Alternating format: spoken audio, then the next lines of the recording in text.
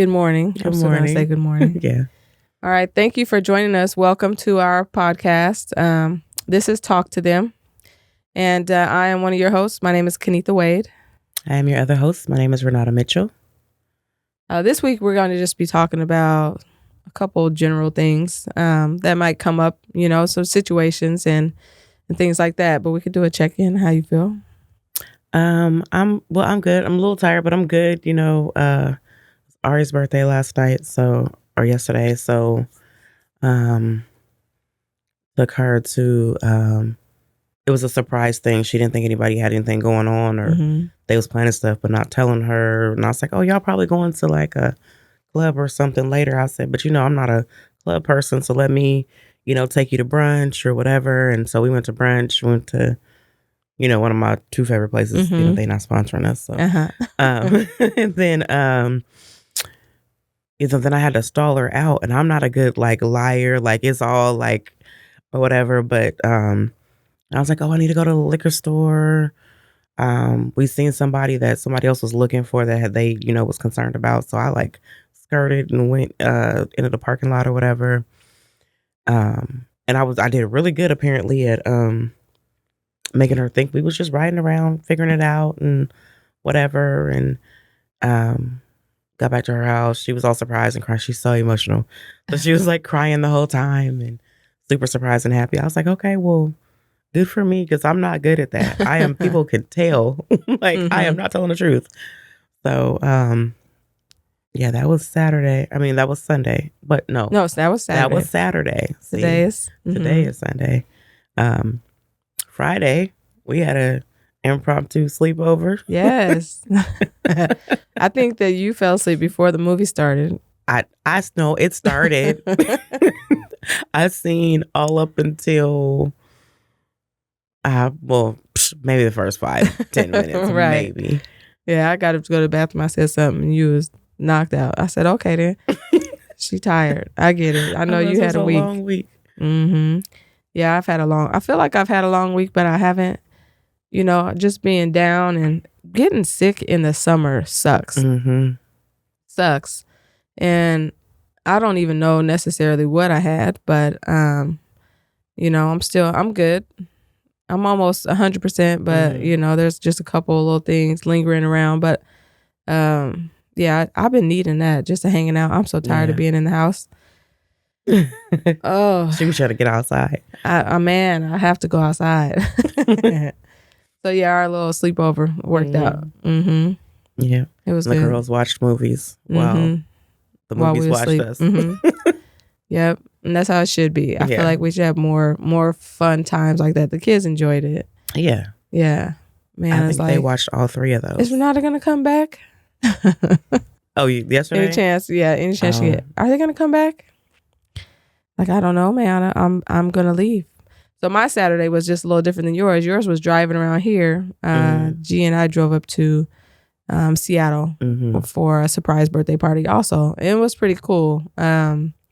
It was at this candle making place in Seattle. Okay. And so they had dinner set up and then you could make your own candle. So you gotta smell all the different oils and pick what you want to put into a candle.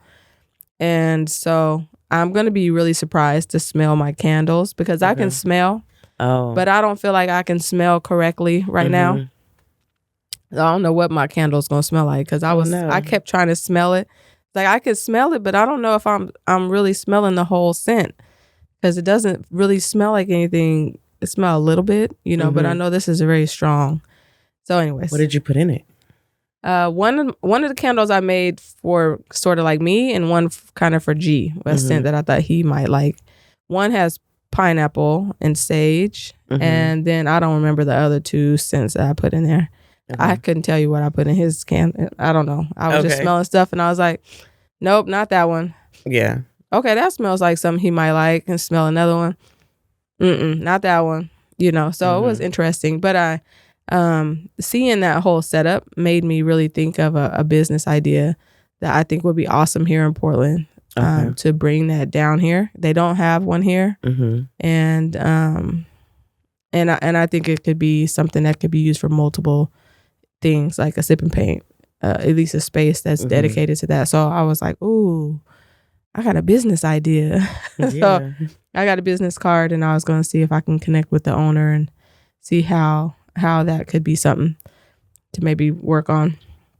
Because I think that kind of thing would thrive in Portland. It would. Yeah, you get to come make your own candle. You get to pick out the vessel that you want your candle in, and that's where the cost comes in, depending on what you want it to look like. But the rest, pretty simple. Yeah. You know, they keep a huge container with some hot wax. I think it's like a soy wax, ready to go. So you mix up your blends, and then they also do classes. Okay. So I don't know how long, or workshops. I think they're like an hour long or something. It takes about an hour for the candle to cool down before you can take it. But it's like, ooh. So I think that's something we should try to do. Go up and experience that. Go to Seattle for a day. Okay. Do a candle making class. And as you're talking, other things that go with that is just rattling off in my head. You know, I'm like we could also. Right. Mm-hmm. It was pretty cool though. It was nice. And then they had in this building, and I'm sure there are buildings here in Portland that work like this, but they had a rooftop area. It was pretty nice. And they had like 2 or 3 seating areas set up there, but you could see the Space Needle, you could see the water, you could see, everything clearly. And so while you're waiting for your candle to cool, you go out to the corner, go up the elevator and up to the rooftop, and that's where you get to wait. Okay. Yeah. And it was like, oh, okay. And so they rented out the space for the event, and they had food and stuff there, but it was just cool altogether. It was like, this is a dope idea. Yeah. Yeah. So I'm excited to go try that again, but I'll let you know how my candles smell when I light them up. Well, next time we go, you'll be able to smell. So I am. I better be. Okay. Because I can't get sick no more. Yeah. So we both spent our weekends around a lot of extra friends and family of our loved ones. I kind of wanted to talk about what that looks like when you're in just different groups of people where everybody may not be your close friend, or because we all have different friend groups, and in different friend groups there's people that you're close to. Like I do have a friend group where we're all super close, right? It's not like, oh, I'm with so-and-so and I'm associated with these other folks. And just the dynamics of navigating that sometimes. I've been in weird situations where like someone in the friend group is upset that their friend is friends with other people. And then so they are standoffish or weird towards you because you're friends with their friend. And I just think that's weird. I've been in a friend group where this chick didn't like most of us the whole time, but she was pretending like she was everyone's number one cheerleader. And I'm curious as to how other folks navigate that, right? Because I'm not good with pretending that stuff is cool. That's not like they like to say, oh, Libras are passive aggressive and blah blah, but I'm not. Like when it's some BS, like I'm aggressive, and so I'm quick to be like, what's your problem? Like let's just air this out now, because I think it's because I don't like the awkwardness and the weirdness of people energy, right? Because I feel energy very deeply, and so I'm just curious, like, have you experienced things like that? How's that felt for you, or how have you navigated that? Well, I'll say I get titled as passive aggressive all the time because I can deal with it. Like, I try not to let other people's attitudes or the way they present themselves kind of bother me. At the same time, sometimes it's difficult to do that. But, and also sometimes I second guess, like, am I reading into them too deeply? Because I'm an overthinker also, right? Yes. And so if I'm somewhere, unless I'm really getting like dirty looks or like something that's confirming, what I feel, or if I'm hearing things, then that's a little bit different. But sometimes it's like, oh, okay, well, I don't know if they really have a problem with me, or maybe they having a bad day, or maybe, they could just not feel well and they could just be showing up kind of strange, right? So I just ignore it unless it comes to me directly. I feel like I don't need to address it. But then again, I have a few different groups of friends, and it's bringing them together sometimes that like when you invite them to your event and everybody shows up, and there are some people that might not necessarily like the other people, and they don't know. Some people don't know the other people don't like them. Like they don't realize whatever they did or whatever happened to make somebody look at them kind of, side eye. They're not always aware of because nobody says something to them. And sometimes I think my struggle is relaying those messages of, after we've had a get together and somebody's done something kind of weird. And one of my other friends are like, okay, I don't know if I like this person because they do weird stuff and I'm not down with it.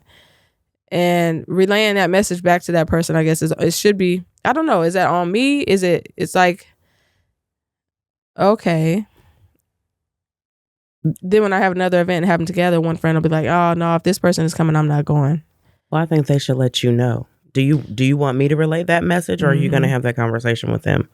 Because then that's a clear like method for you. Then it's like, okay, well, listen, when we had this event, so and so, or if they don't want to be identified, which I don't like that, but there were some folks that felt like you were acting like blah blah blah, and having that conversation.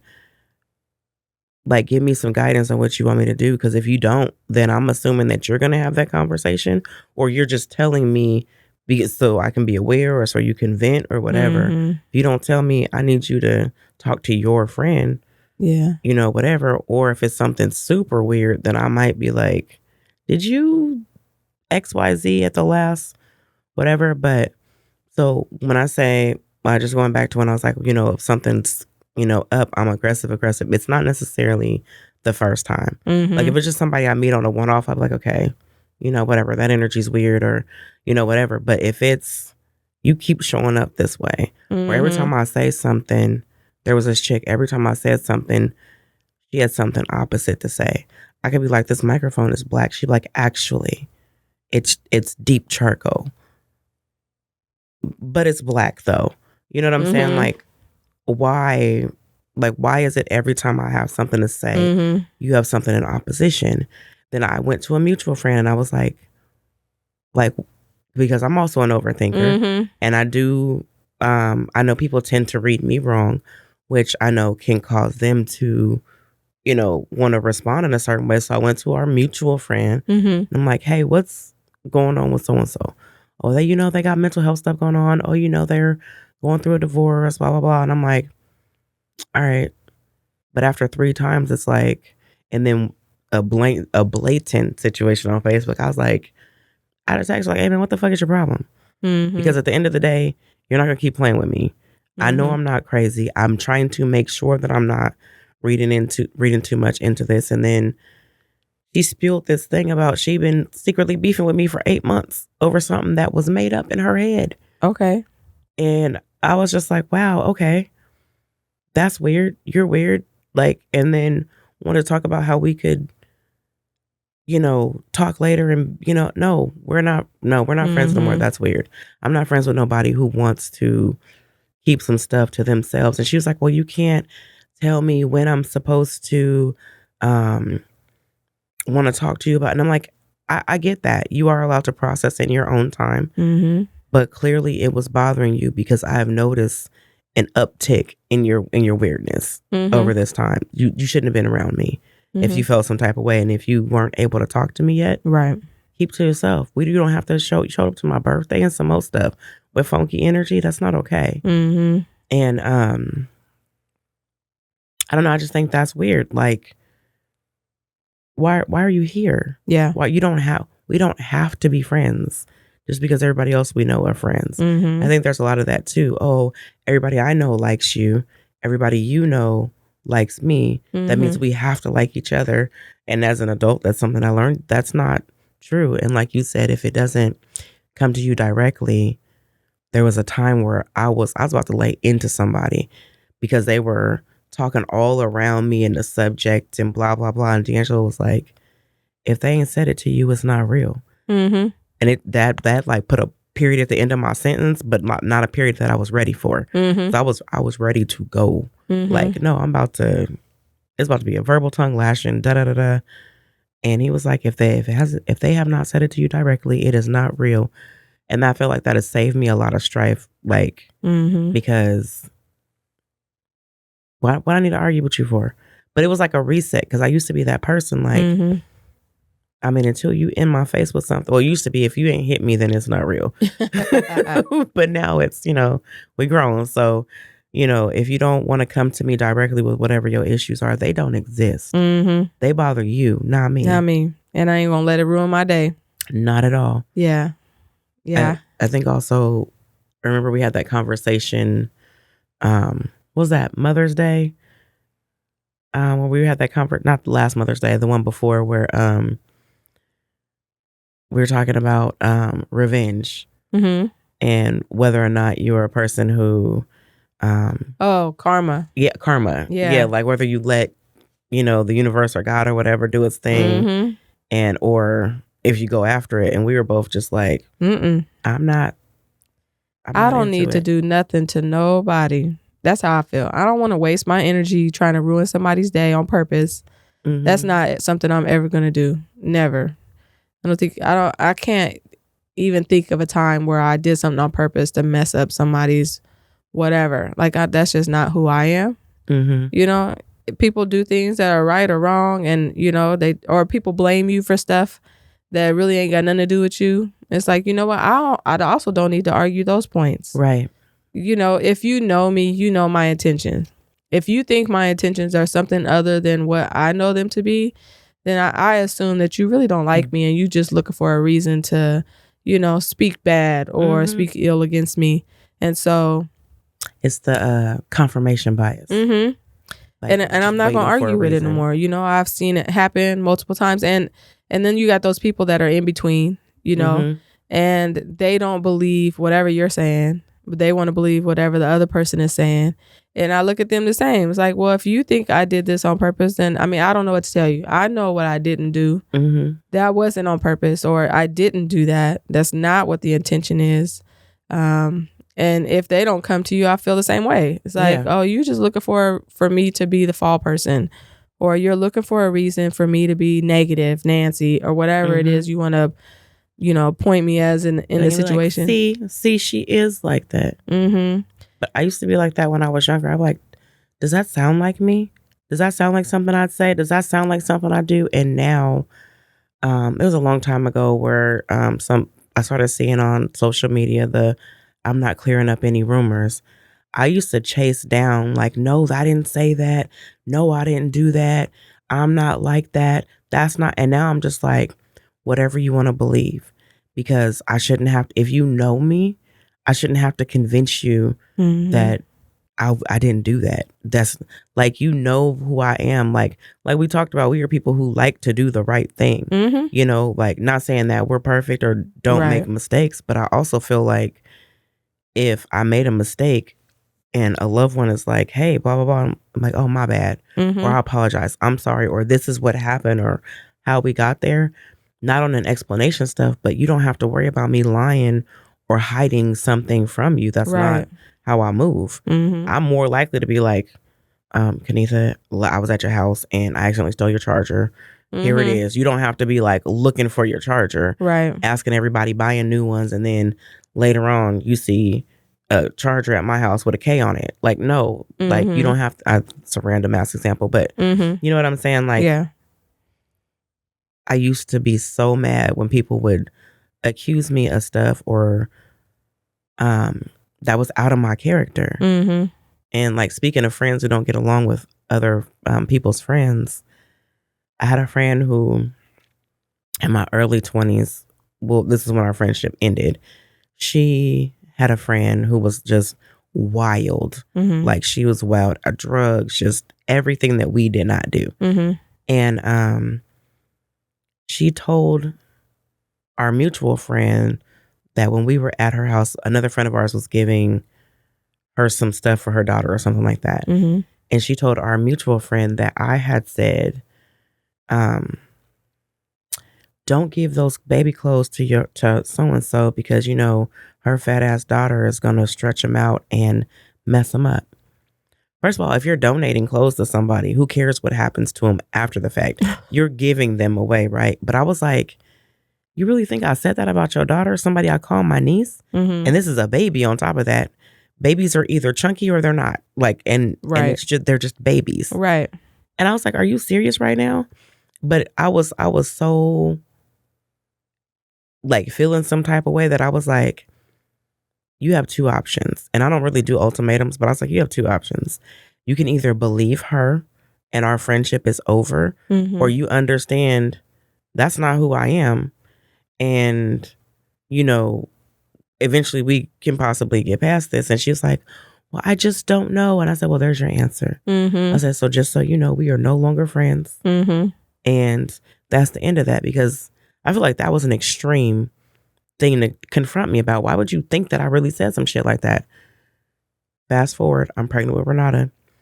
She messages me on Facebook and is so apologetic and so sad because now like 6-7 years has gone by. I found out she was lying and da-da-da-da. I read that and I was like, okay. I'm so sad that you're having your baby and I don't get to be an auntie. Da-da. Okay.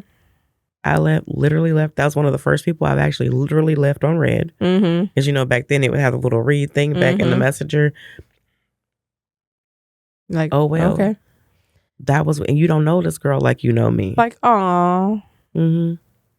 Anyway. Yo bad. Right. That's another thing we talked about.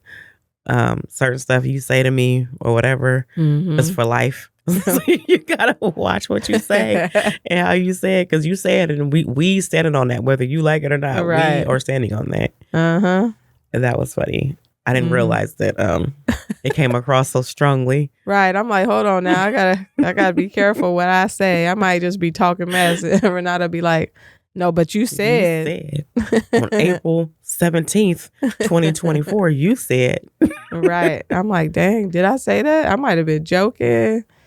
But like I explained, I feel like there's a difference. There are some people who can say things, and if,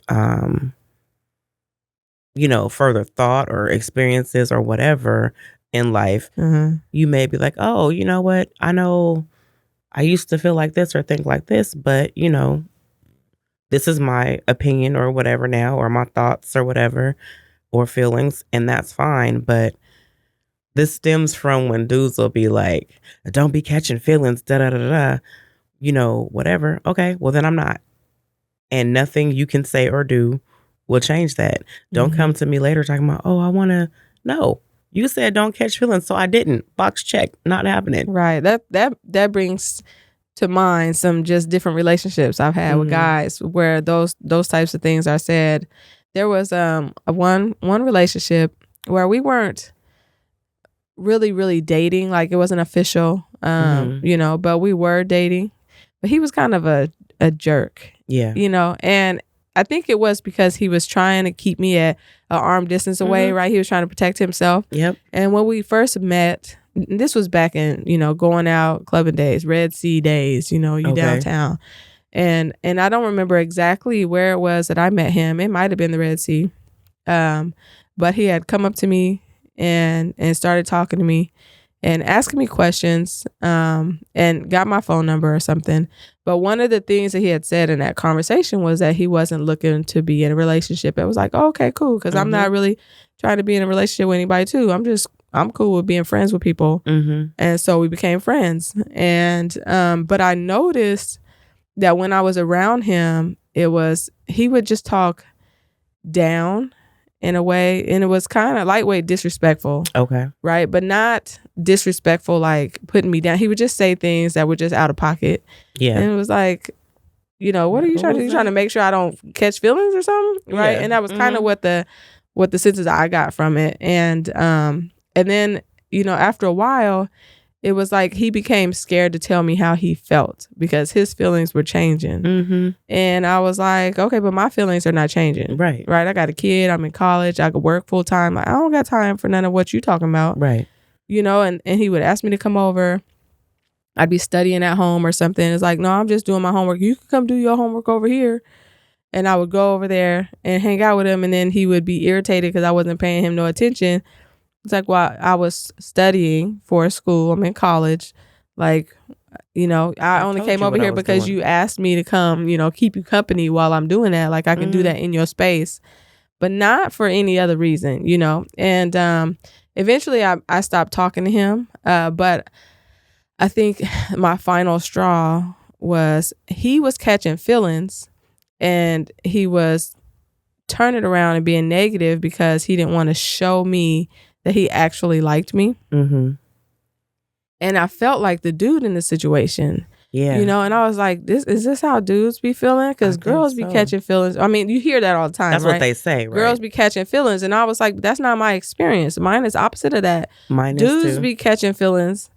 And it's like, well, you started off, this was your statement to me. It wasn't my statement to set you. The playing field. Right. This is what you said. And I'm going off of that. Mm-hmm. All my future relationship with you is all based off that initial meeting. You cannot change midstream. This. Right. You said, don't catch feelings. I'm not looking for nothing serious. Blah, blah, blah. I said, okay, I'm a person that likes to know what we are doing. Mm-hmm. That's the path we are on. And they've had that conversation too where, oh no, not me saying this, mm-hmm. but feelings change. People do. No, I care about you as a human being on earth, but that's as far as this is going. Right. You said. Mm-hmm. It'd be different if I was like, don't be catching feelings, and then you caught feelings, and then I got to deal with that. Mm-hmm. You said it. And now you mad because you did catch feelings, and I'm still not there. Mm-hmm. If I turn that, but once we check those boxes, that is what it is. That's why in the beginning, when I'm dating someone or getting to know somebody, you got to let me know what it is. Because once we set this is what it is. If you say, I'm just dating, I'm not looking for anything serious, but I'm open to it, that's different. That means that if in the event that you do catch feelings or I catch feelings, that's a conversation we have. Right. We leave that open. But when you just shut it down from jump and then you change up, it's like, okay, who is that on? Is that on me? Because I'm still going with the original plan. It's basically a contract. We're not doing that. Yeah. But I think, how many times does that happen? I think of all the relationships, I've only had real relationships where we were actually established dating, and we're two. I think both of those are my kids' fathers. My husband and my oldest son's father. Outside of that, I had a lot of friendships or friends with benefits or something where it was similar to dating, but it wasn't necessarily official. It wasn't like we were exclusive or, we were trying to go any further other than hanging out, chilling or whatever, occupying space together and just connecting with each other on a regular basis. But I think about, so that makes me, when I say that out loud, it makes me feel like, dang, I don't have no experience.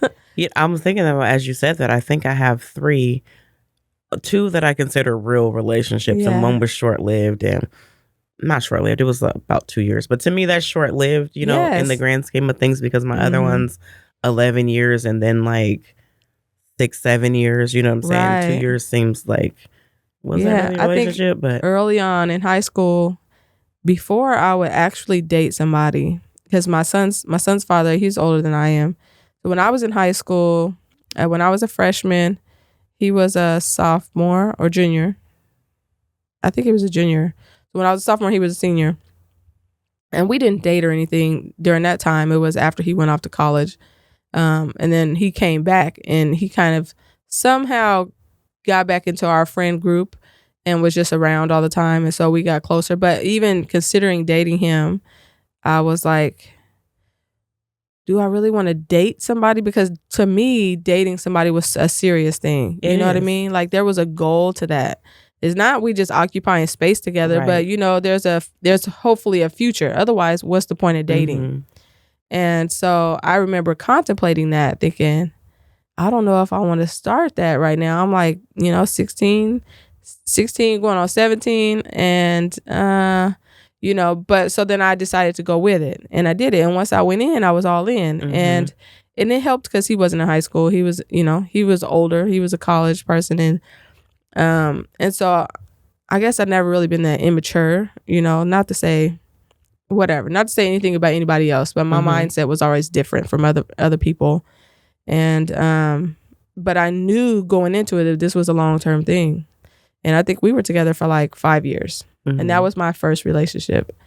And then I was single for a long time, a few years. And then I've been with G for 15 years now. So those are my 2 long-term relationships. But I have a couple friendships in there that could almost qualify as a relationship. But again, still not exclusive. It wasn't or like anything official. Like that. Yeah. Yeah. I have a few of those. Like it was weird. My longest relationship, we started like technically middle school and went into our early 20s, and then single for some years, dated somebody for like 2 years, and then was with my daughter's father for like 6 years, and 5-6 years. I can't do the math right now, but I remember thinking the same thing. Like, if I'm dating you, that's for us to get to know each other, move into an official relationship. Marriage is after that. That's how my brain worked. I didn't go into dating anyone thinking, oh, well, whatever happens, happens. Right. But I will say, now that I'm older and single, I think there's a difference between dating and then dating exclusively. Right? Like, you can be out here, like, I'm not dating anyone exclusively right now. I can talk to however many people I want to talk to. Doesn't mean I'm sleeping with everybody, but it also does mean I can sleep with everybody if I want to. That's my business. But because people just see you with multiple people. Well, for one, people assume I'm sleeping with everybody or dating everybody that they see me with, man or woman. And then, but I think to assume that just because somebody's dating somebody that they're sleeping with them is crazy. Assuming one way or another what somebody's doing with their body is crazy business. Like, why is that on your mind? But just being open to dating multiple people unless I'm exclusive, because that going all in with one person, like, you can waste a lot of time on one person for no reason. And I feel like I'm too old for that. And I don't feel like I'm too old for Earth, like, in that sense. I'm not like 80, 90 years old.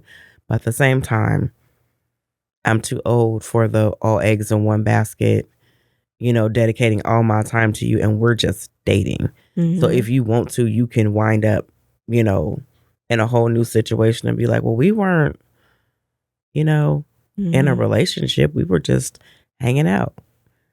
Okay. Yeah, we're not exclusive. Right. Like, oh, okay. I remember the first time I realized that you had to establish that. Right? Because I don't think I knew that was a thing. Maybe I was just kind of naive. Yeah. Like, if we dating, to me, that automatically means we're exclusive. Right. Right.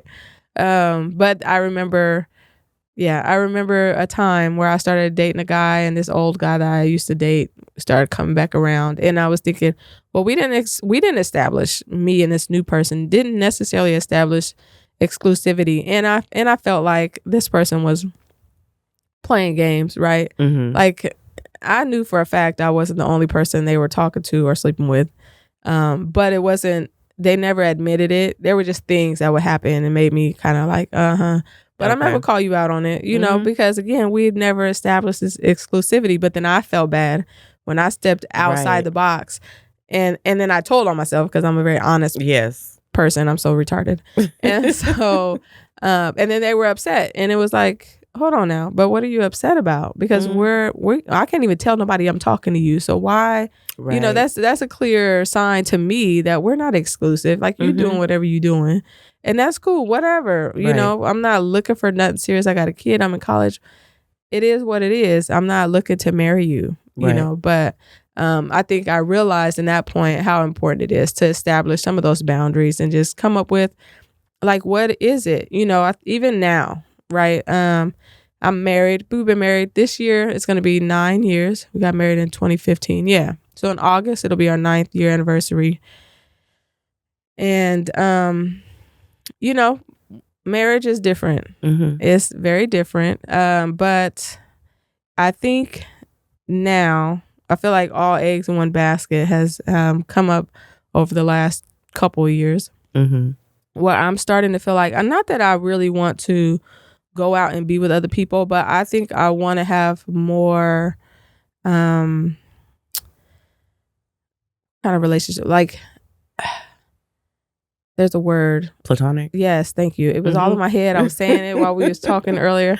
A more platonic relationships with people, because like, it's not really about sex to me, but like getting to know people, hanging out and doing things that I enjoy doing with somebody else in my space is like, that just feels good. It's like the beginning of dating, right? When you're dating people, you get to know them, you spend time with them, and you're having fun, right? And after being with somebody for so long, sometimes it feels like, what could we do now that would still feel new or fun? And not to say there's not things, but you know, we've had so many conversations and we see each other all the time that there's nothing that's really new and exciting for us in our marriage. But like, I'm cool with having experiences with other people. It doesn't mean I want to step out on my husband or whatever, but platonic relationships are for me, I feel like a big thing right now. It's like, I can have those same kind of fun experiences with somebody without it being about sex. Right.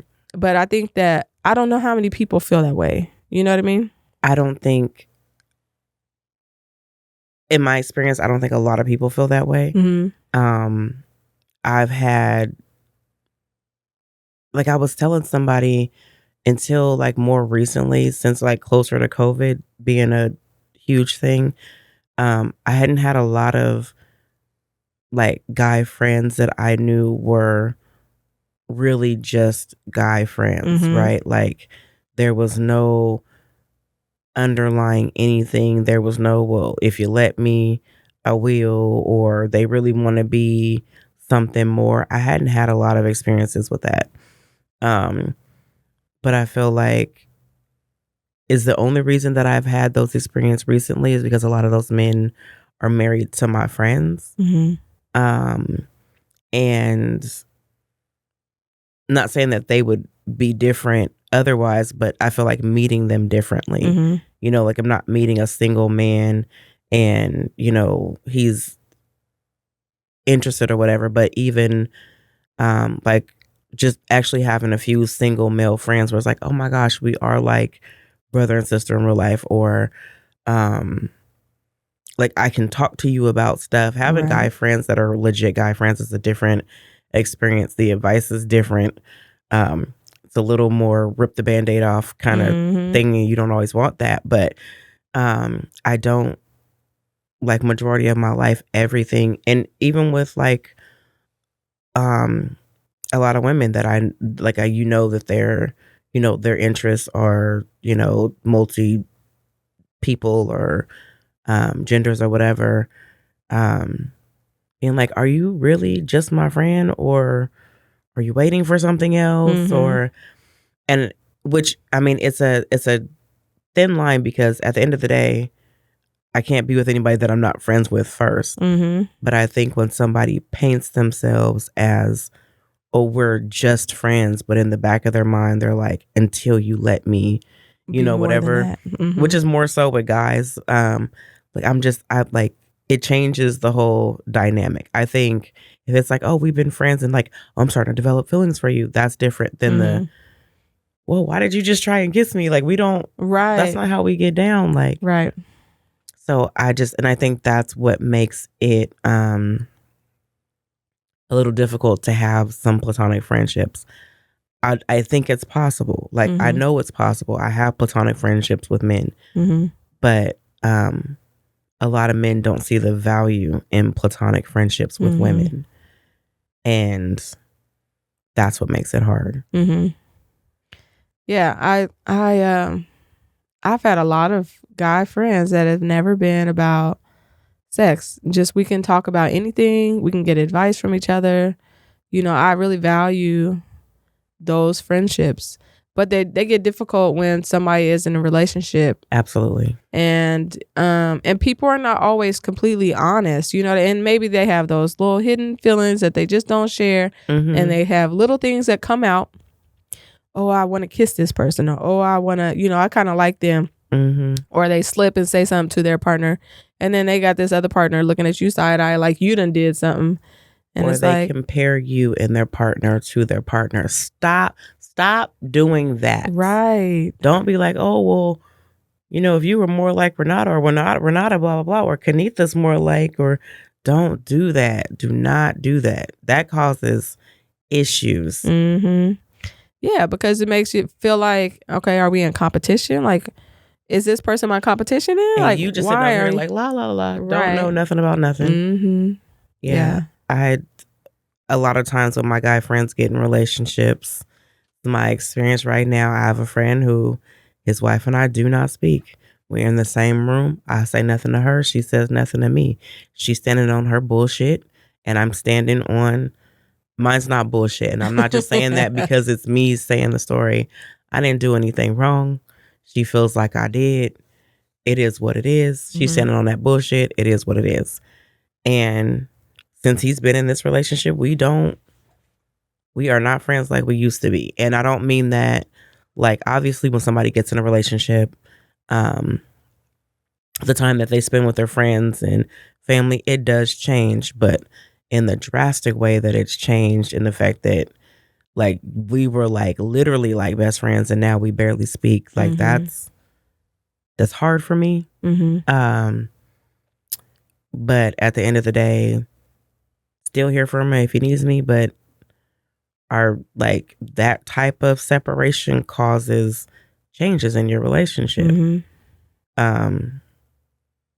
And you don't know what to do with that. Like, they are locked in for life at this point. So we are not the same anymore. And moving forward, I don't know what that looks like. And it's weird to have somebody so close to you, like, kind of ripped away from you like that. It's similar to, not as deep as, but it's akin to like somebody passing, like they're gone for the most part. Like, I'll see you here and there, talk to you randomly, blah, blah, blah, but they're gone. There's a grief to that. Right. And then adjusting your life to them, like, really not being around. And like I said, people get in relationships all the time. That will change the dynamics of the other relationships because you have to make space for the person that is coming into their life. And that's to be expected. But sometimes it's like, whoa, what is this? But, and I thought we was cool until apparently we're not. But, it is what it is. I don't owe nobody an apology, and I'm not apologizing for something I didn't do. Yeah. And so we are where we are. All right, here's another topic that I was talking to this weekend while I was up in Seattle. The surprise party was for my husband's aunt. She just turned 60. Okay. Auntie Sarisa. And her brother was there, Uncle Lawrence. And Uncle Lawrence is, I think, 25 years older than her. So he's 85, or he's going to be 85 sometime this year. And so I love being around Uncle Lawrence because I just love his energy and his spirit. He's just excited to see people coming out of COVID. He was isolated at home, single man, not seeing anybody, afraid to go outside, worried about somebody getting him sick and what might happen. And so when I'm around Uncle Lawrence, I just like to sit and listen to him talk. Yeah. I just do.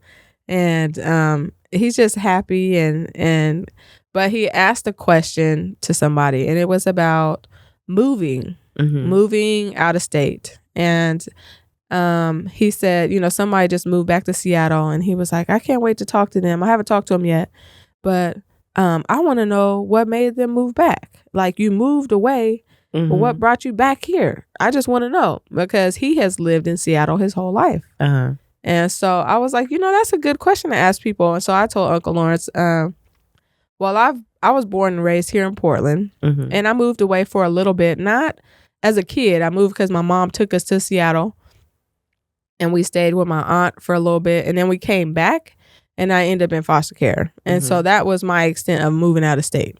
I've been out of the state a lot, but I haven't necessarily lived somewhere other than Oregon. I lived in Portland, I lived in Tigard, I've lived in Milwaukee, I lived in Gresham, but I've never lived outside of Oregon. But I want to.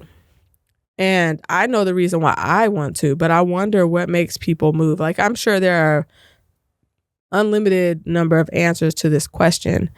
But my answer for wanting to move is I'm just ready for some change. I'm ready for change. I want to experience something different.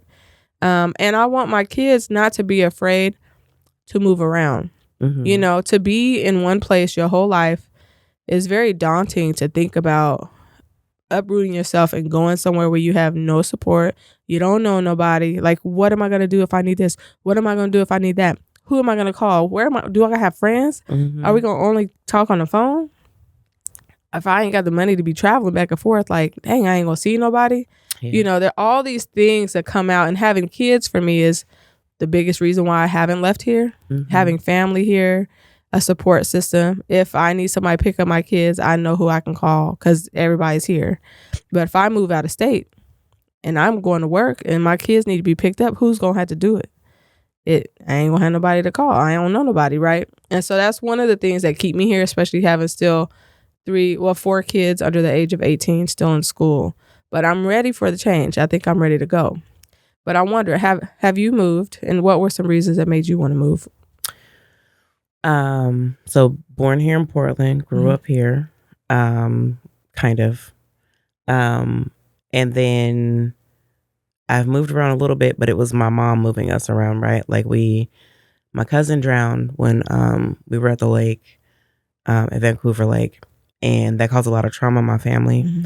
My mom was just ready to go. There was a lot of blaming her because her and my aunt took us all to the lake, which was a regular thing. And my cousin drowned, and for some reason that was my mom's fault. So she was like, I just got to get out of here. So after the funeral and all that, we went to Omaha, Nebraska. One of the worst experiences of my life. Just as a West Coast kid, as a Northwest kid, going somewhere where everything is brown is traumatizing in itself. Just FYI, just putting that out there. We were like, why are the trees dead? Why is the grass dead? Why is it's hot for no reason? And there's no wind. Like, it was horrible. The water is nasty. Like, Nebraska was horrible. We ended up at a school where we were, I think I talked about this before, like 2 of 4 black kids at a school. It was cold when once September hit, it was freezing. Like, it don't get like that here until December, January, February. It was immediately freezing. Anyway, we cried to my mom. We left there. Ended up, my mom was like, well, we're not going back to Portland. Ended up in Tacoma, stayed there with my aunt for a minute till she got weird and kicked us out. She's just a weird, strange lady. She's evil. Again, somebody who, do you show up at the door? Or do you let karma do what it does? And karma did what it does. So she put us out on the streets, and we ended up in a shelter. My mom got herself together. Stayed in Tacoma for a very long time. I left once, came back down here, went back, was in an abusive relationship, back and forth. My mom passed away. Ended up back down here because I thought I needed to be around family and get that support, and which ended up showing up differently than I thought. But that's the reason I came back here and have been here for just about 20 years, been back in Portland. I was in Hawaii for a little bit when I was 2, which I have little vague memories of, but not really the whole experience. But at the end of the day, even though I don't have that immediate family support like you would get from parents and grandparents and stuff like that, there is still a comfort at the end of the day. Like, I can be like, well, I can run through this list of my cousins or aunties, uncles, whatever. And aunties and uncles really being my cousins, but they're my mom's age. So we call them aunties and uncles. To if my kids need something, or I have built friendships with folks where it's like, I can call like, hey, you know, my kid, something's going on, I can't leave work, whatever. That comfort does keep me here. Also, in my field, it don't pay as well in a lot of other places as it does here. So I'd have to be strategic, or be willing to move and jump into a whole new field, which is also very scary. But I am ready to go. Man. I want to go somewhere. I want to do something different. I want to be around more black people. regularly. I had an experience where we were going on a trip, a business trip, and just the Atlanta airport just had me like, I'm ready to leave Portland. Everybody here is black. I haven't had that experience since, when I was little, growing up in Northeast, like everybody around you is black. But even still then, teachers or police folks or fire, they were all white or majority white. Yeah. But when I was like slid through Atlanta, like all the people you talk to in charge, and like that was a good feeling to see. I want to experience that regularly.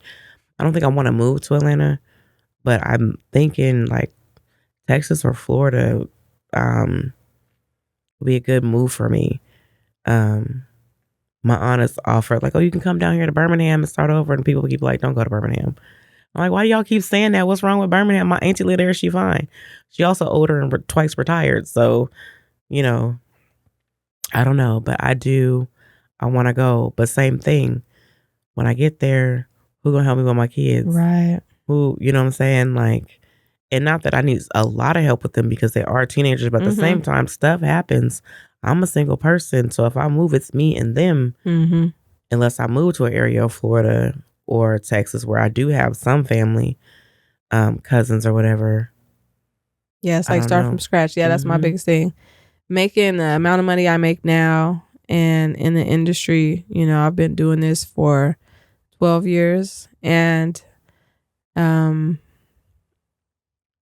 for me, I mean, I can go to another state and work as an electrician. I may have to test, take the state test and pass it to get my license in that state. But, it's transferable. I can take this somewhere. I'm a union member.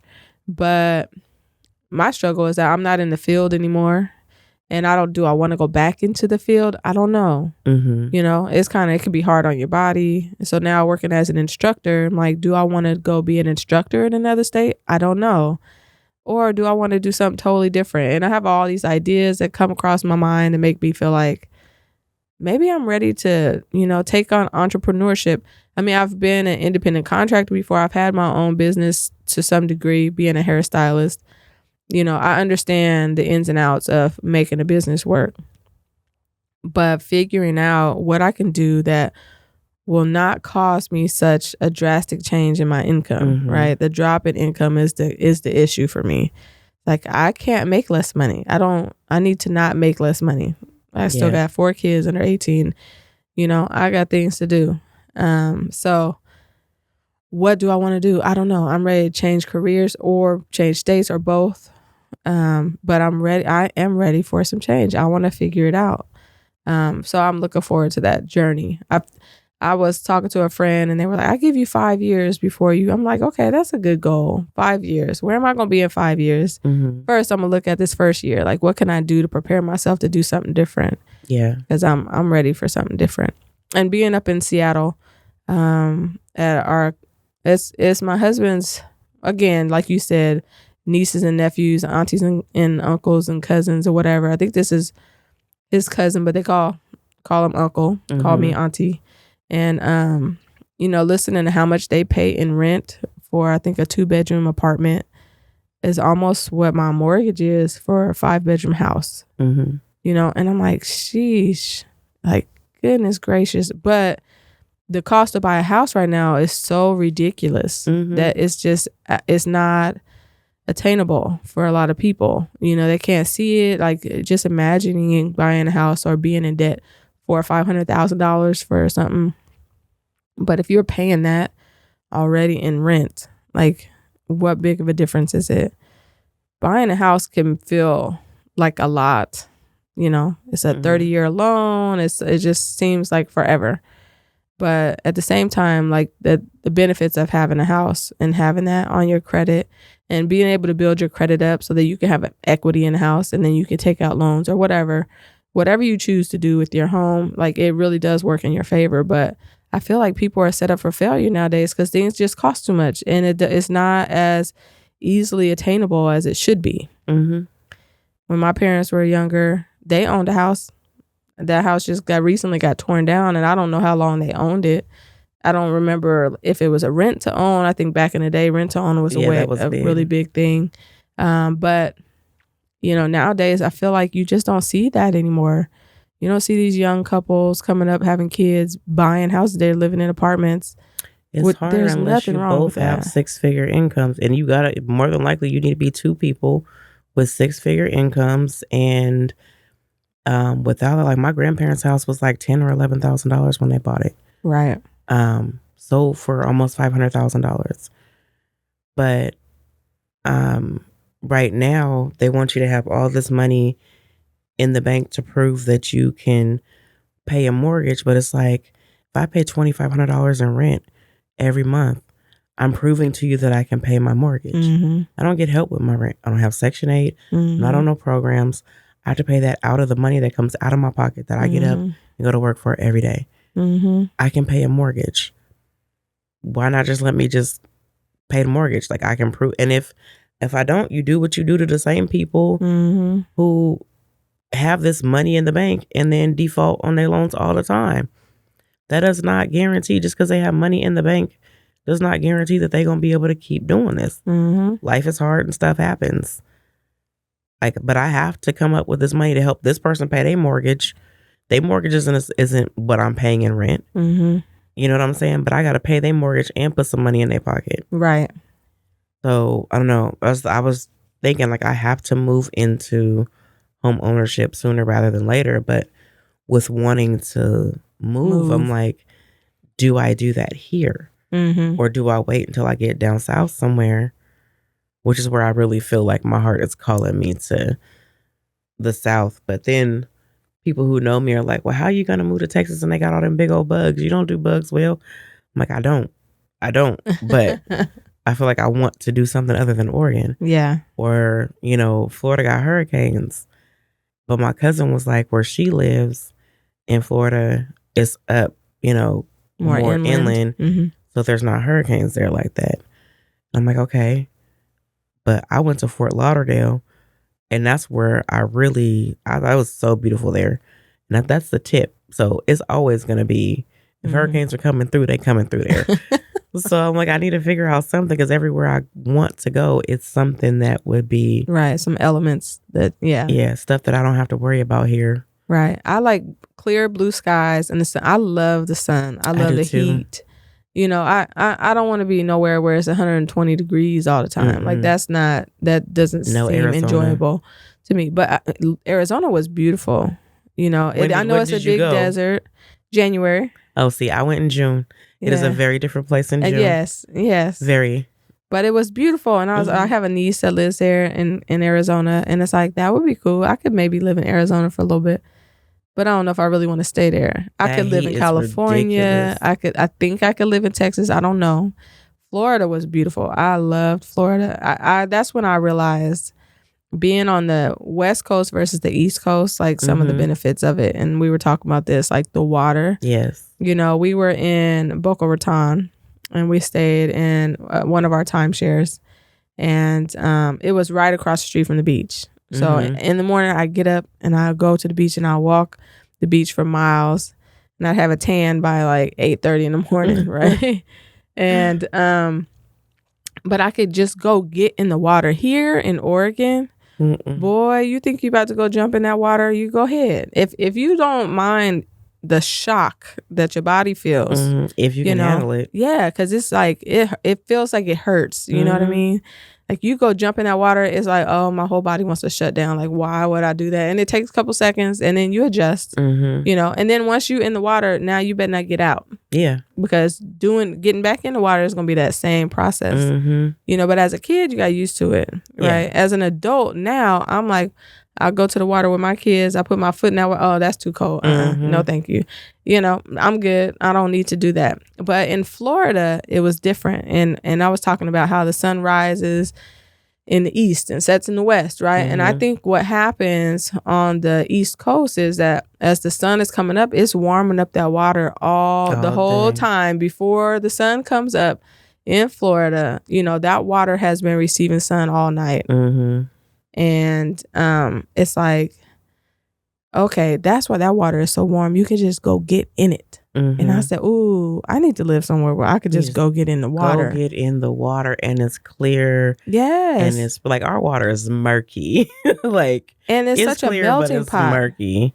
Yes. You know, I love going out of town. I go out of town a lot for my job as an electrician. I go to conferences all over the country, and going to places where I get into the airport and I'm like, oh, there's brown people everywhere. Mm-hmm. Like, everybody in the airport is black. Okay. Mm-hmm. I mean, that gives me an idea of what the city is like. What the city look like. Yes. Yeah. And so when you get out in the city and you see all these people that look like you, and everybody got a smile on their face, Mm-hmm. and nobody is acting weird or giving you side eyes necessarily, you know, where it feels welcoming. It almost feels like home. It's like, it just feels comfortable. And it's like, ooh, I could do that. I could live here. Yeah. That's how I felt in Florida. That's how I felt in Atlanta. Too. That's how I felt. I had to think about all of Michigan. Like, I could just, Michigan some places, but not all places.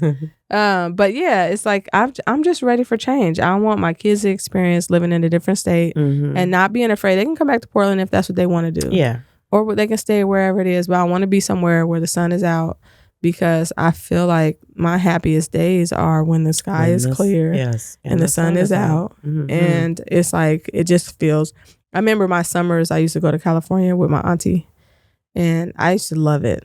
I wanted to live down there. It was like, because I go down there and we got a pool in the backyard and the sun is out and we chilling. And it just felt like good days. Like, you wake up and the birds is chirping type of a thing. You know what I mean? Like, I need to experience that every day. Like, even here, when the sun is out, it's just, the whole city feels different. Yeah. You know, just like the day you was like, I gotta go outside. I want to go outside. Like, the sun was out. I think that's the main reason why you was like, I don't want to be in the house. I want to go outside. But that's what happens. It's like, it's warm out. It feels good. That seasonal depression is real. And I feel like it's less of that in places where it's warmer more often. And I felt charged in Florida. Yeah. You know, the sand is different. The people are different. Like you said, it's a melting pot. Even though in Tacoma, I kind of grew up with that for real, because of between the military bases and who lived there, it was all kinds of people, all kinds of cultures. But I feel like when you add the sun and just that, I feel like there's just a good energy in that lower part of the region. Not necessarily like, you know, of course there's the history and this, that, and the other, but I'm talking about the atmosphere. At least where I was like, I've never experienced this before. I want this good feeling, this charge from the sun every day in my life. Now, I know they don't always have sunny days, but I really think my place is in Florida, honestly. And I want to go. I want to go. And I want to stay. And like you said, if my kids want to come back, you know, they come back when they're 18. Because if I leave, I'm not coming back. I'll come to visit, family reunions, whatever. Come say what's up, do some shows or something. But I'm not coming to stay. If I leave, I'm out. I'm not coming back. Well, that's what made Uncle Lawrence ask that question. Like, if you left here, what made you come back? Yeah. Why would you come back? And I guess maybe it doesn't work out. I wonder. That's a question we can ask future guests. Like, what is something that made you move? Where all have you lived? And what were some reasons that made you move? I think that's a good, valuable lesson. Because what I want to hear, I kind of want to hear about the tragedies. Yeah. You know, I don't know actually if I want to hear that or not, because that might scare me. Then I might not go nowhere. Well, but I think also we'll be talking to people who are a lot older than us, who traveled during different times that we'll be traveling. Not that life is just that much easier, but during a time where it was easier for everyone to get away with the stuff that they would do to us, versus some people get held accountable sometimes now, you know. And I think even if we hear crazy stories, the way that it's just in us to really want to go, I think that speaks volumes. Like, it's not nagging for a reason. Even if it's, hey, you go and you move away for a year, but you find out, yeah, I am actually way more comfortable in Oregon than That's what it is. But I've already said on here that I'm not coming back, and I be saying stuff is for life. So Right. maybe I need to rephrase that before it's over.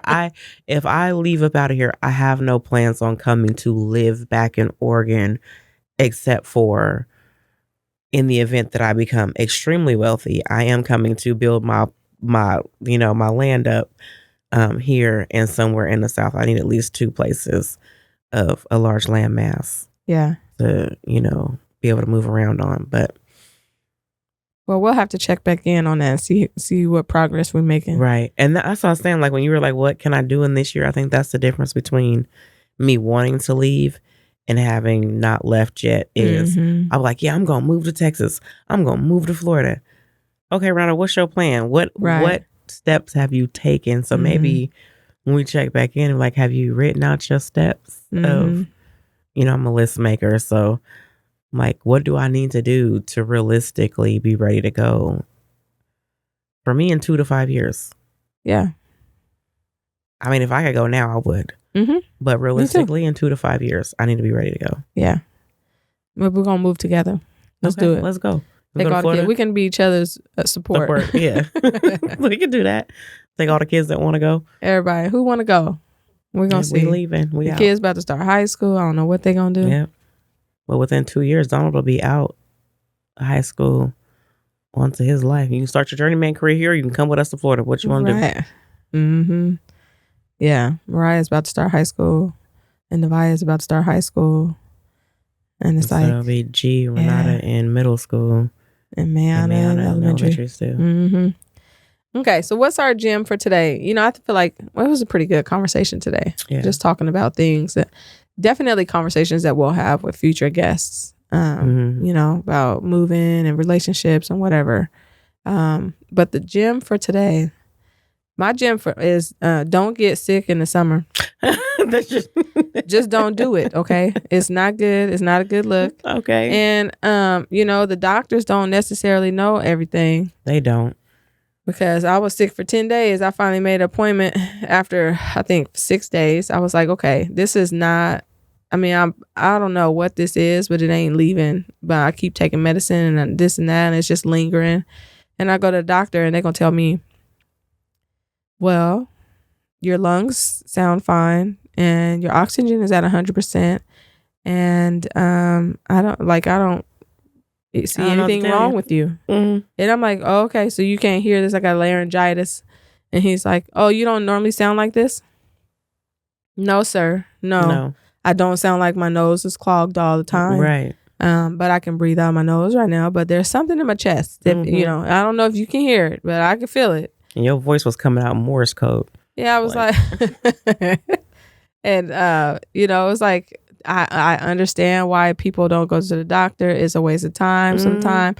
They make you feel like your feelings are invalid or whatever you feel. Yeah, and it's like, can you take us serious? Come on now. I just don't want to be sick no more. I want to go back to work. And so I'm finally happy to have some relief. Get some Sudafed.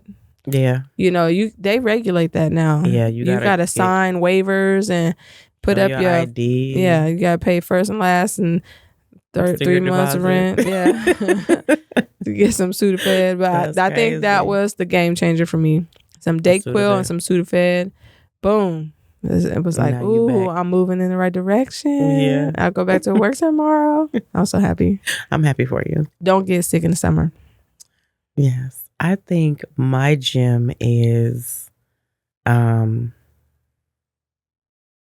relationships are ever changing, and just because you like somebody today don't mean you have to like them tomorrow, and vice versa. And that you don't have to like everybody that everybody you likes. Just, relationships are interesting and ever changing. I'll leave it at that. Don't force it. Don't force it. Don't force nothing. Everything needs to happen naturally. I think it's weird. And that's what we were doing in that friend group, was trying to force, like, no, just let all relationships naturally happen. All of them. How they're all of them. Friendships, romantic, business relationships, all of them. There needs to be some intentionality around like certain conversations, but for the most part, let those connections happen naturally, and then be intentional in those conversations so no one's confused about, whatever. And if things change, have a conversation, but understand some of us don't play those games in certain situations. Definitely. It's a long gym, kind of. That's okay. All right. Well, thank you for tuning in. Yep. We look forward to talking with you next week, and we may have a guest on next week. We'll see how this week goes when we schedule that out. Okay. See you next week. All right. Thank you.